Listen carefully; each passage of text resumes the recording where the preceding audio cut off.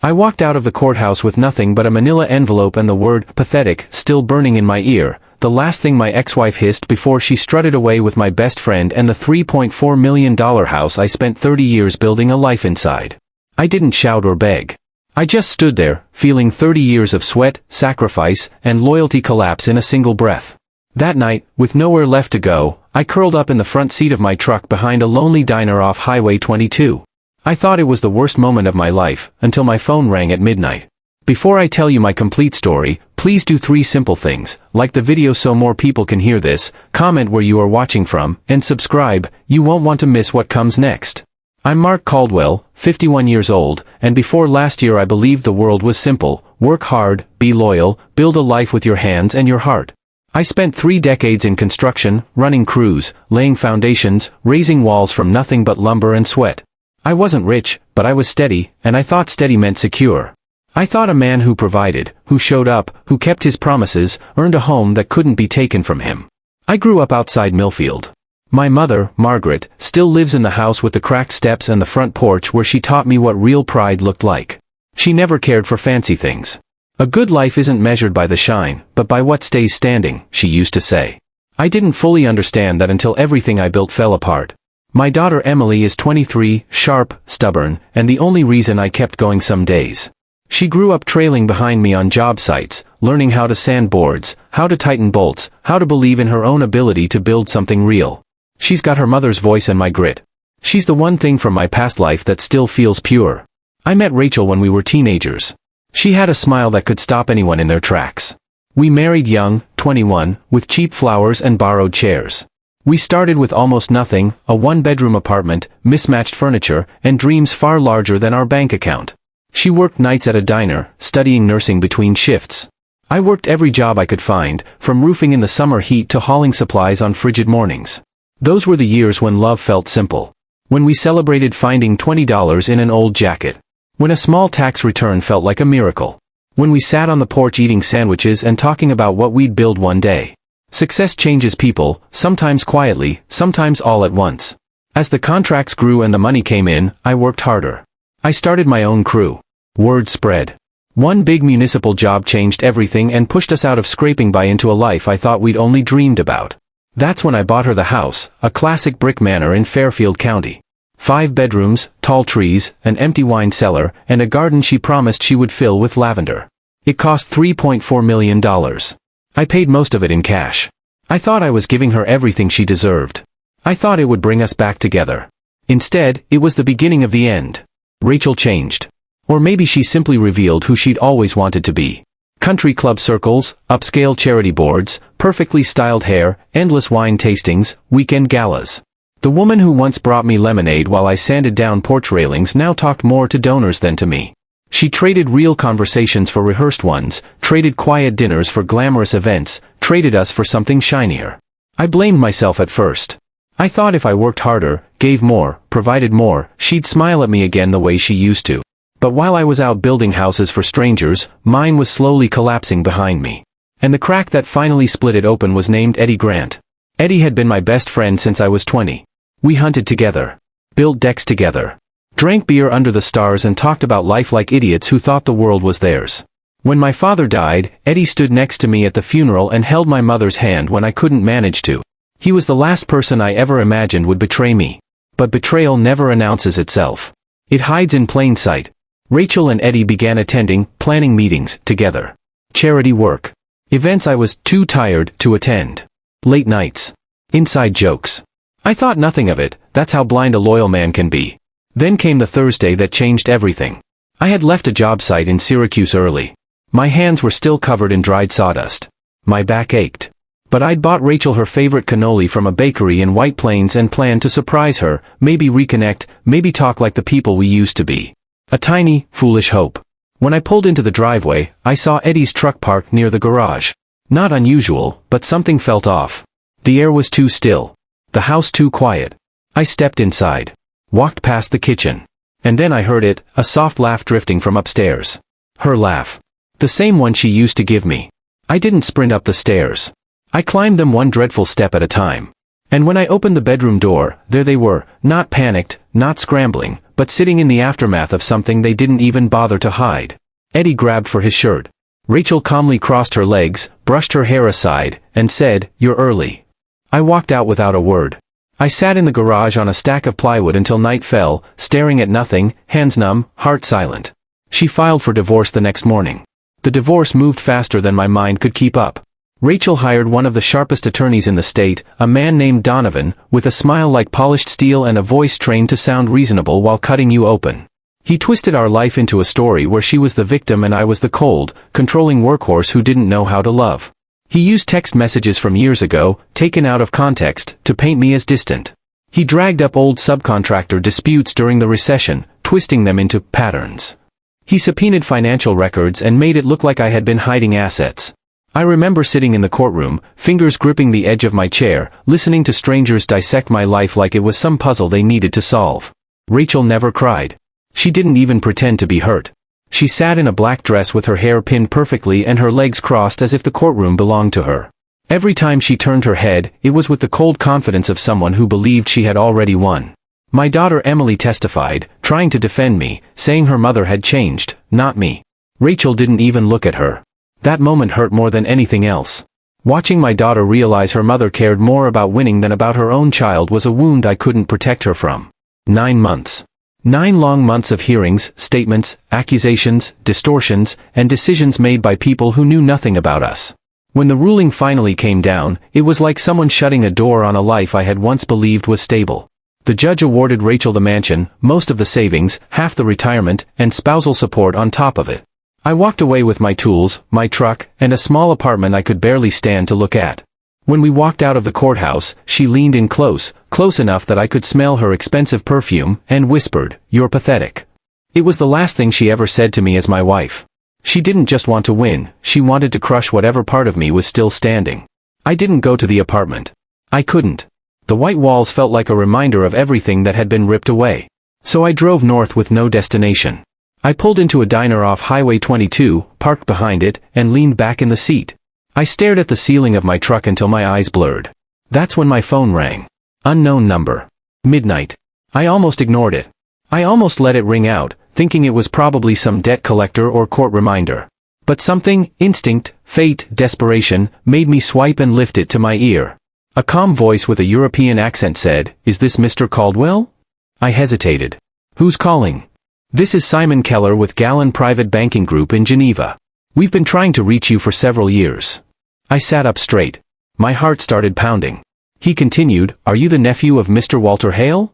My Uncle Walter hadn't crossed my mind in years. He was the odd one in our family, fancy scarves, expensive tastes, stories about places none of us had seen. He vanished when I was in my 20s. People said he'd moved to Europe. Some said he'd died. Some said he'd run away from something. Nobody knew. "Yes," I finally said.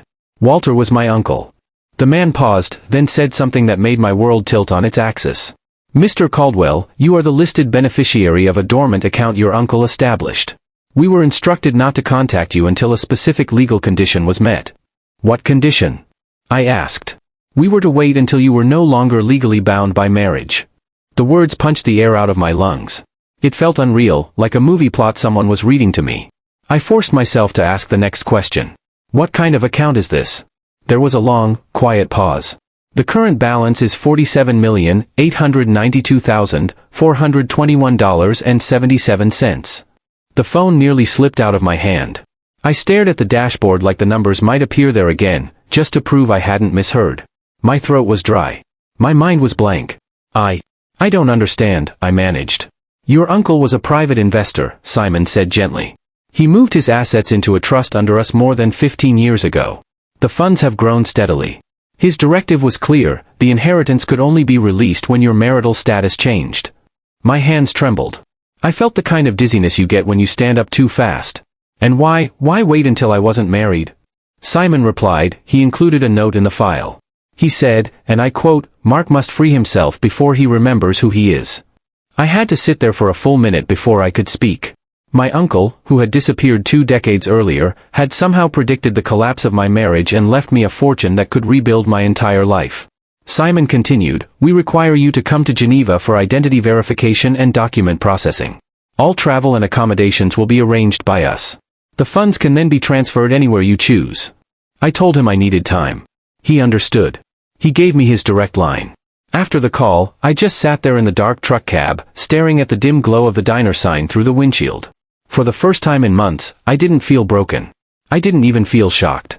I felt suspended, like I was standing on the edge of something enormous, something that could either save me or overwhelm me. The next morning, I told my mother. She didn't gasp or scream. She simply said, "That man always knew more than he let on. Maybe now you can breathe." Emily was quiet when I told her. Then she said, "Dad, you deserve this. But don't let it change the good parts of you." That was all I needed to hear. By afternoon, I booked a flight to Geneva. I didn't tell Rachel. I didn't tell Eddie. They didn't deserve to know where my future was heading. For the first time since the word pathetic was whispered in my ear, I felt the smallest spark of something I thought I'd lost forever. Hope. The flight to Geneva felt like stepping into somebody else's life. I'd never been farther than Mexico for my honeymoon, and now I was flying across the ocean with a bank invitation tucked in my pocket and a knot of disbelief lodged somewhere between my ribs. The plane hummed quietly as I stared out the window at the darkness below, wondering how a man could go from sleeping in a truck to inheriting millions in less than 24 hours. Geneva was cold and gray when I landed. Clean streets, sharp suits, everyone moving with purpose. A driver was waiting for me at arrivals, black suit, polite nod, holding a sign with my name on it. He didn't try to make conversation, which I appreciated. My thoughts were loud enough. He drove me through the city, past old stone buildings and quiet sidewalks, until we reached a hill overlooking Lake Geneva. At the top stood a stone building with tall iron gates and gold lettering, Gallon Private Banking Group. It didn't look like a bank. It looked like a fortress meant to protect the secrets of old money and older families. Inside, everything smelled like leather and fresh polish. A receptionist guided me through a long hallway lined with portraits of solemn-looking men in suits, then into a private office that looked more like a library. Rows of books, a massive globe, heavy curtains, and a desk so polished it reflected the window behind me. A man in his early 60s stepped forward with a warm smile. "Mr. Caldwell," he said, extending his hand, "welcome. I'm Simon Keller." His voice matched the one from the phone, calm, careful, measured. He poured coffee, offered me a seat, and placed a thick folder on the desk between us. "Your uncle was an extraordinary man," he began. "Complicated, private, but brilliant in his financial strategy." I didn't know what to say. I barely knew Walter. He'd drift in and out of our lives every few years, wearing silk scarves and handing me crisp $100 bills on my birthday. Then he'd vanish again, swallowed by whatever world he lived in. Simon opened the folder and slid out a stack of documents, bank statements, investment portfolios, property deeds I didn't understand, and something else. Letters. Actual handwritten letters. All addressed to me. My stomach tightened. Simon said, "Your uncle left these with explicit instructions. They were sealed and stored until we received legal proof of your divorce." I picked up the first letter. Walter's handwriting was messy, looping, uneven. "Mark, if you're reading this, your life is not where it should be. I've watched from a distance, as I always have. You work harder than any man I've ever known, but you've tied yourself to someone who never understood the value of the sweat you carry. I waited because I wanted you free to choose a life that belongs to you." I had to stop reading. Emotion punched me before I could swallow it. I wasn't the crying type, but something about those words, written years ago by a man who hadn't spoken to me since I was in my 20s, hit deeper than I expected. I flipped through the letters. Some were short notes. Some were long stories about the places he'd traveled, the mistakes he'd made, the people he'd trusted who betrayed him. One line stood out, underlined twice. "Money is a mirror, Mark. It doesn't change who you are, it shows who you've been all along." I sat there silently, gripping the pages so tightly my knuckles whitened. Simon continued explaining the financials, how Walter had sold property in several countries, moved capital into private equities, shifted funds into old-world banking bonds, and created a trust protected under multiple jurisdictions. A web of financial safety nets designed to survive everything except time. The number didn't shrink the more I heard it. 47 million. He slid another document toward me. "This authorizes the full transfer of all trust assets to any account you choose. Stocks, cash, gold holdings, and a villa in the south of France." I blinked. "A villa?" He nodded. "Quite a beautiful one, from what I understand." I signed the papers. My hand trembled so badly I almost smudged my signature. When it was done, I expected to feel powerful or triumphant. Instead, I just felt quiet. Like the world had shifted beneath me, but I was still standing in the same boots. I stayed in Geneva for 2 days while everything processed. I walked by the lake. Drank coffee at a little shop where the barista barely spoke English. Sat on a bench and thought about the past year, the betrayals, the courtroom battles, the nights in my truck. The word pathetic echoed less and less each day. On the flight home, I stared at my reflection in the plane window. I didn't look like a millionaire.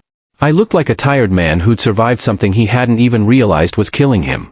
When I landed back in the States, the first call I made was to Emily. "Dad," she answered. "Are you home?" "Yeah," I said. "And I need to tell you something." When I explained everything, she didn't ask for money. She didn't ask what I planned to do. She simply said, "Does this mean you're coming back home?" Like, home. I knew what she meant. Not the apartment. Not the mansion Rachel had won. A real place. A place with air in the walls and honesty in the floorboards. "Yes," I said softly. "Yeah, it does." The next week I bought a ranch house outside Nashville. Nothing extravagant. Just a wide porch, good land, and silence that felt clean. I replaced windows myself, installed new flooring, built a deck that wrapped around the back of the house. Every nail I drove felt like reclaiming a piece of myself. That's when Rachel found out. Her name lit up my phone like a ghost crawling out of the past. The first call, I ignored. The second, I answered. Her voice was soft, trembling. "Mark, I made a mistake. I was confused. Angry. I never stopped loving you. It would have gutted me once. But not anymore." I let her speak until she ran out of breath. Then I said, "You didn't love me when I had everything. You loved what you got from me. And now you want me because I have more than you imagined. I'm not that man anymore." She cried. "I didn't. I forgive you," I said quietly. "But I'll never forget what you said outside that courthouse. And I'll never be yours again." I hung up. A day later, Eddie tried calling. His voicemail started with, "Man to man, I screwed up." I deleted it before he finished. I didn't need his explanations. I didn't need Rachel's tears. I didn't need revenge or apologies or closure. I needed peace. And for the first time in years, I felt like I was finally headed toward it. The mornings in the new ranch house felt different. I'd always been an early riser, long before the sun came up, old habits from job sites and years of beating the heat. But now when I stepped onto the porch, it wasn't to rush off. There was no lunchbox waiting, no truck warming up, no deadlines pressing down on my shoulders. It was just quiet. Honest quiet. The kind that settles on your bones and reminds you you're still alive. The house wasn't fancy. Nothing like the mansion Rachel fought for. It had wooden floors that creaked, a gravel driveway that dusted my boots, and a porch swing I built myself. But it was mine. Every nail, every plank, every corner carried the kind of peace money can't buy. My daughter Emily visited often. She brought pastries from a shop in town, played her guitar on the porch while I drank coffee, and talked about her dream of opening a small cafe. I offered her money to start it. With plenty now, I wanted to help, but she smiled and said, "Dad, I want to build it myself. Just like you taught me." That meant more than she knew. My mother, Margaret, refused every offer I made to move her into a nicer place. "I have everything I need right here," she would say, patting the arm of her old rocking chair. "You don't have to upgrade life to improve it." And I finally understood what she meant. Sometimes the strongest foundation is the one that never moves. Rachel never called again. Eddie never showed up. The life they chose was theirs to carry. I didn't wish them misery, but I sure didn't carry their weight anymore. People think closure comes from conversations, apologies, explanations. Sometimes closure just comes from choosing not to reopen a door you finally walked away from. With time, I found myself wanting to do something more than just rebuild my own life. I kept thinking about the nights I slept in my truck behind the diner, staring at that cracked ceiling, feeling like the world had forgotten men like me, men who worked hard, loved hard, and still ended up stripped down to nothing. Men who had to start over without a map. So I created something called the Caldwell Grant. A simple foundation to help single fathers rebuilding after divorce. First month's rent. Tool sets. Grocery cards. Vocational training fees. Nothing flashy. Just the things I knew could make the difference between drowning and staying afloat. I met fathers who looked exactly like I had on those nights, shoulders slumped, voices quiet, wondering how they'd gone from being the rock of the family to sleeping in a truck. And I told them something I had learned the hardest way possible. You haven't lost yourself. You've just been buried under someone else's version of your life. Dig, and you'll find the part they couldn't take. One man cried on my porch after we helped him get a place for his daughter to visit. Another sent photos of the job he landed after we paid for his certification. Another wrote that he finally felt like he could breathe again. Those messages reminded me of something Walter wrote in one of his letters. "Freedom isn't money, Mark. Freedom is having the space to become who you were supposed to be." I felt that truth every day. The villa in France remained untouched. Maybe one day I'd go. But for now, the ranch house, the open land, the creaky porch swing, and the occasional bark from the shepherd mix I adopted, Boone, were enough. Boone followed me everywhere, acting like the property was a kingdom he was sworn to protect. He slept on the porch while I worked, trotted beside me while I built ramps for neighbors, and rested his head on my knee whenever memories tried to creep back in. I spent weekends helping rebuild things around the community. I fixed fences, built benches for a park, constructed a gazebo for a local garden, and helped a neighbor install a ramp after her stroke. Those small acts got me back in touch with something I'd forgotten, the simple pride of creating something that helps someone else stand. One day, as I sat on the porch swing watching the sun slide behind the trees, I thought about Rachel's last words to me, "You're pathetic." For months, that word had echoed in my mind like a curse. But now it didn't sting. It didn't weigh me down. It didn't define me. Because I'd rebuilt myself piece by piece into a man who no longer cared about the opinions of people who had abandoned him. The truth was this: I had needed to lose everything to see what actually mattered. Not the mansion. Not the reputation. Not the marriage that had been hollow long before it broke. What mattered was the part of me that kept standing. The part that survived betrayal, humiliation, and loneliness. The part that still believed a man could start over at 51 and build something truer the second time than he ever could the first. So if you're hearing my story right now, and you're broken, or betrayed, or left behind, I want you to know something I wish someone had told me. There is a part of you that can't be taken. Not by courts. Not by liars. Not by people you once trusted. Not by loss. That part of you is still there. Pure. Untouched. Waiting. Dig deep enough, and you'll find it. And once you do, build around it. Protect it. Let it guide you to a life that finally belongs to you. Thank you for listening to my story. It means more than you know. Before you go, do 3 simple things. Like the video so others can find it, subscribe, and comment below with your story or tell me which part hit you hardest.